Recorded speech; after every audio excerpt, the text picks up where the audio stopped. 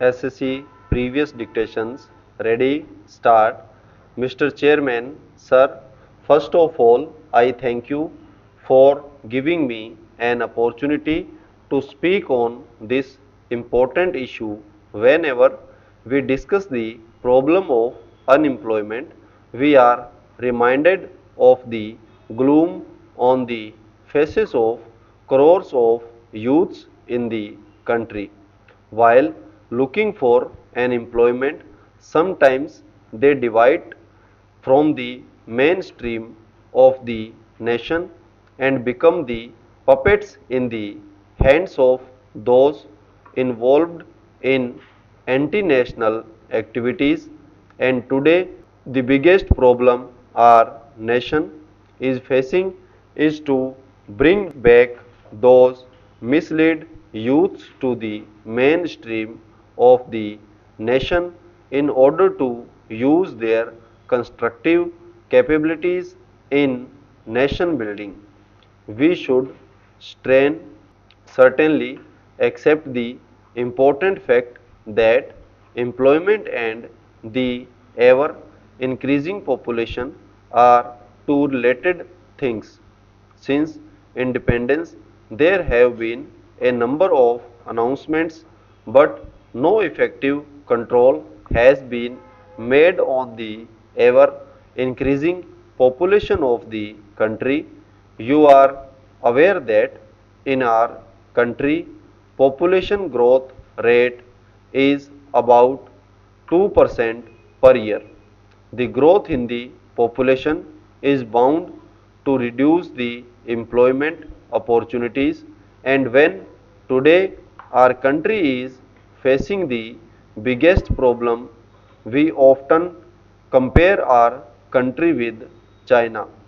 Today, China has controlled its population and has formulated policies in tune with its plans and circumstances, as a result of which is it has not only been able to provide employment to a great extent, but also has controlled the population explosion effectively. Because of this situation, we see that in the next 50 years, India's population will be 4 times of the present population, while China's population will be half of what it is today. I believe that if a country has to lead on the path of development, it should first of all control its population. The present government is doing a lot in taking the country on the path of economic growth. It is evident from the high level of foreign exchange reserves or of more than $100 billion we have. I want to say that there are a lot of employment opportunities in this country. The Honorable Prime Minister and his government have provided employment opportunities to people through various schemes.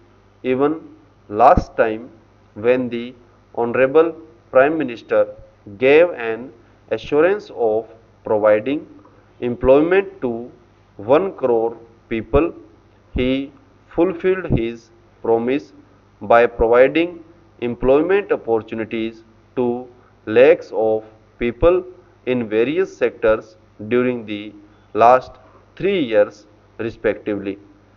And these opportunities were generated not merely in the service sector only, but in the organized and unorganized sector as well.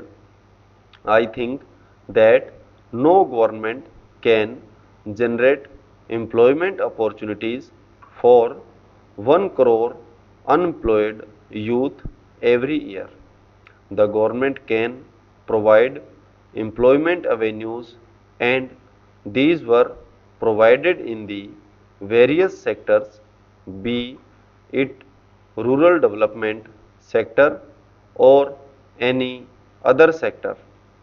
For developing country like India, where more than 75% population is residing in rural areas, no strategy has been formulated for the development of villages.